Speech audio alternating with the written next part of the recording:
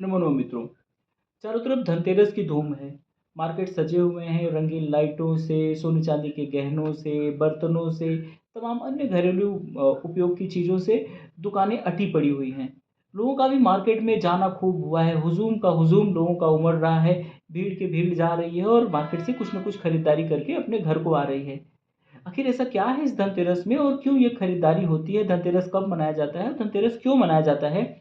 सामान्य रूप से हम ये जानते हैं कि धनतेरस दीपावली के 2 दिन पहले मनाया जाता है। लेकिन ये धनतेरस क्यों मनाया जाता है? इसके पीछे शास्त्रीय कारण क्या है?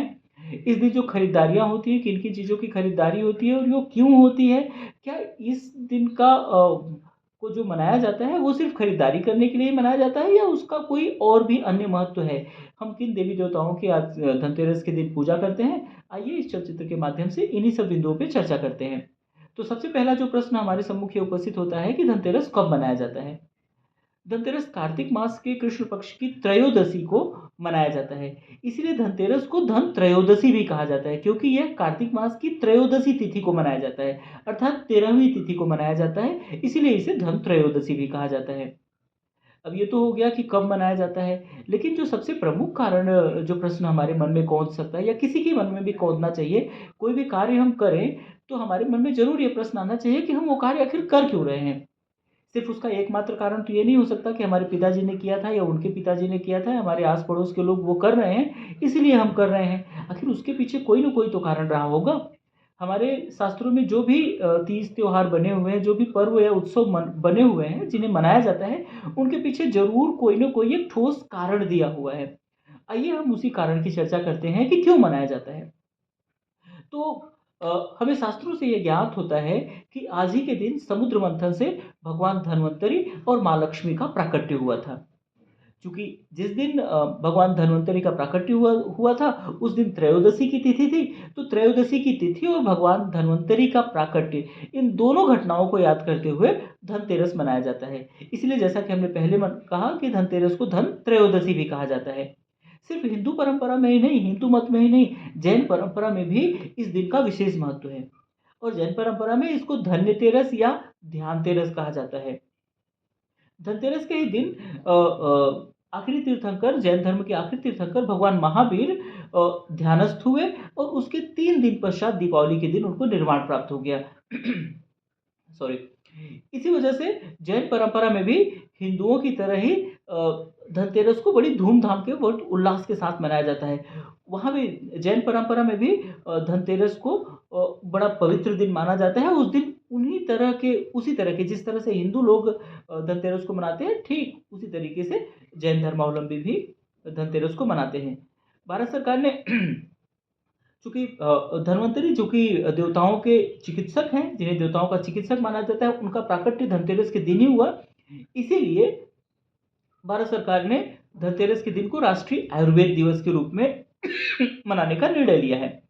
हम जानते हैं कि भगवान धन्वंतरि को ही आयुर्वेद का पिता कहा जाता है, उन्हें ही आयुर्वेद का प्रवर्तक कहा जाता है। इसीलिए उनके प्राकट्य दिवस की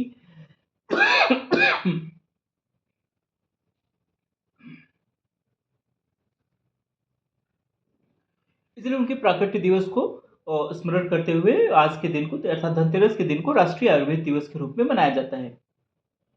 अब हमारा जो अगला प्रश्न यहाँ उपस्थित होता है कि चूँकि हम अपने आस-पास और अपने घर परिवार में हर जगह देखते हैं कि इस दिन खरीदारी करने की जैसे होड़ सी मची रहती है। तो आखिर इस दिन हम खरीदारी क्यों करते हैं? इसके पीछे ये कारण हमें पता चलता है कि भगवान धन्वंतरि जब प्रकट हुए तो उनके हाथों में एक अमृत कलश था। चूँकि उनके हाथ में एक कलश था, इसीलिए इस अवसर पर बर्तन खरीदने की परंपरा पड़ गई। और एक और मान्यता यह भी है कि इस दिन जब जो कोई भी व्यक्ति धन खरीदता है, तो उसमें 13 गुना की वृद्धि होती है। तो इसी कारण से लोग आज के दिन बर्तन के साथ-साथ गहने भी खरीदने लगे। क्योंकि ऐसी ऐसी जन मान्यता, ऐसी लोक मान्यता बन गई कि इस दिन जो भी कार्य होगा, चूँकि ये 13वें दिन पड़ रहा है, तो जो भी कार्य होगा वो 13 गुना उसमें वृद्धि हो जाएगी। तो लोग बर्तन खरीदने लगे और गहने खरीदने लगे, धन खरीदने लगे। चूँकि ये माता लक्ष्मी जी का भी इसी दिन आगमन हुआ था, तो उनके आगमन की खुशी में चूँकि वो धन की लक्ष्मी हैं, तो लोग अपने यहाँ तरह-तरह के ज़ेवरात और गहने खरीद कर के लाते हैं और उससे क्या होता है कि उन्हें वो एक सिंबल होता है, वो एक प्रतीक होता है कि उस दिन वो माँ लक्ष्मी को अपने यहाँ ला रहे हैं। कुछ लोग तो धनतेरस के दिन धनिया का बीज भी खरीदते हैं और उसे दीपावली तक अपने घर में रखते हैं। दीपावली के पश्चात उन बीजों को लोग अपने बाग बगीचों या खेतों में बो देते हैं।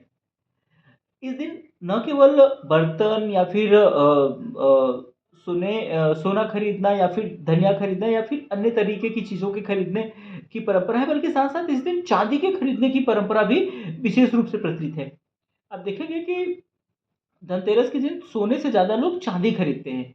क्यों खरीदते हैं चांदी? इसके पीछे एक कारण है, वो ये है कि चांदी चंद्रमा का प्रतीक है और चंद्रमा हमें शीतलता देता है। चंद्रमा के प्रभावी होने से मन में संतोष रूपी धन का वास होता है और हम यह भी जानते हैं, हमारे ऋषि-मुनि पूर्वजों ने कहा भी है कि संतोषम परमम सुखम, संतोष सबसे बड़ा सुख है और संतोष सबसे बड़ा धन है। तो यदि हम धनतेरस को धन के पर्व के रूप में मना रहे हैं, स्वास्थ्य के पर्व के रूप में मना रहे हैं, तो उस दिन चांदी के खरीदने की भी परंपरा पड़ गई, क्योंकि चांदी शांति का प्रतीक है, चांदी संतोष का प्रतीक है। इस दिन न केवल सोने-चांदी के आभूषण या फिर बर्तन या फिर घरेलू उपयोग की चीज़ों के ही खरीदने की परंपरा है, बल्कि इस दिन भगवान धन्वंतरि से सभी लोग अच्छे स्वास्थ्य की कामना भी करते हैं। चूँकि भगवान धन्वंतरि स्वास्थ्य के देवता हैं, वे देवताओं के चिकित्सक हैं, तो उनसे अच्छे स्वास्थ्य की कामना के लिए लोग प्रार्थना करते हैं और वो इसलिए भी क्योंकि स्वास्थ्य सबसे बड़ा धन होता है। तो इसी सबसे बड़े धन की कामना हम भगवान धन्वंतरि से करते हैं। आइए हम सब मिलकर के पूरे विश्व के लिए, पूरे भारतवर्ष के लिए भगवान धन्वंतरि से अच्छे स्वास्थ्य की कामना करें, जिससे हमारा देश खुशहाल होकर के आगे बढ़ता रहे, उन्नति के पथ पर आगे बढ़ता जाए और उन्नति के शिखर को छुए। जय हिंद, जय भारत, वंदे मातरम।